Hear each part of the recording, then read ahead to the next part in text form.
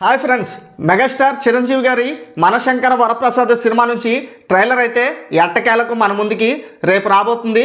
అంటే జనవరి 4న సాయంత్రం 3 గంటలకైతే ఈ ట్రైలర్ అయితే మన ముందుకి రాబోతుంది.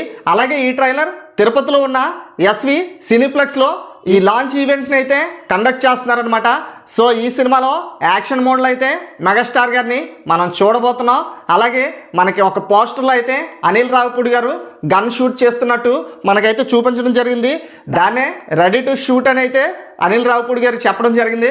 సో ట్రైలర్ అయితే వేరే లెవెల్లో ఉండబోతుంది.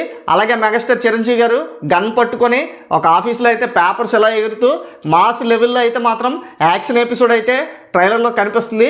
అలాగే డైరెక్టర్ అనిల్ రావిపూడి గారు ఉన్న బ్యాక్గ్రౌండ్లో ఆ స్క్రీన్ చూస్తుంటే ఎండ్ స్క్రీన్లో ఒక వచ్చే ఎలివేషన్ లాగా అయితే మెగాస్టార్ గారిని అయితే మనకు చూపించడం జరిగింది. సో ఇక ఇది పక్కన పెడితే ఇక 3వ సాంగ్ ఏదైతే మాస్ విక్టరీ సాంగ్ వచ్చిందో ఇప్పటికీ 25 మిలియన్ల వ్యూస్ని అయితే యూట్యూబ్లో టాప్ ట్రెండింగ్లో అయితే నడుస్తుంది.